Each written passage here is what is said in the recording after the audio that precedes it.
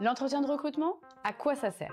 Il faut que vous ayez en tête qu'il s'agit d'une dynamique commune. Vous cherchez un emploi et le recruteur cherche des compétences pour pouvoir son poste. Il n'est pas nécessaire d'avoir un stress inutile, mais il est important d'avoir un stress positif et constructif qui vous sera utile pour convaincre votre interlocuteur.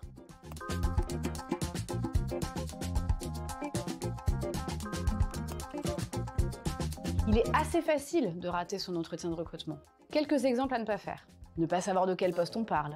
Ne pas avoir préparé ses arguments par rapport au poste. Demander dès le début de l'entretien des informations sur le salaire. Se présenter pendant 30 minutes sans interruption. Ne poser aucune question au recruteur. Répondre d'une voix monocorde ou sans enthousiasme. Arriver en retard. Ou encore pire, arriver en short.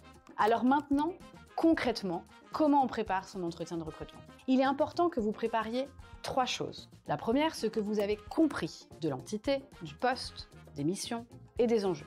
Ce que vous pensez pouvoir apporter sur le poste. Vos compétences, vos réalisations, vos expériences pertinentes, votre motivation et tout exemple de situation concrète, de réussite et de difficultés rencontrées. Et enfin, préparer des questions pour le recruteur, que ce soit sur le poste, les missions ou le fonctionnement de l'équipe.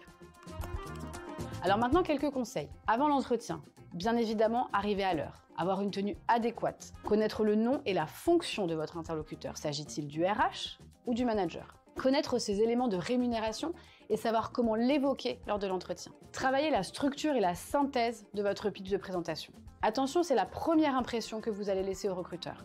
Il est important que vous vous entraîniez et que vous soyez concis et impactant. Maximum 10 minutes de présentation. Alors, qu'est-ce qu'on met dans un pitch? En introduction, votre identité et votre formation. Ensuite, ce que vous avez fait, les grandes étapes de votre parcours, en reprenant pour chacune d'entre elles vos réalisations professionnelles majeures. Parlez également des raisons qui ont motivé vos différents choix d'évolution. Ensuite, ce que vous visez, la cohérence du poste visé par rapport à votre projet professionnel.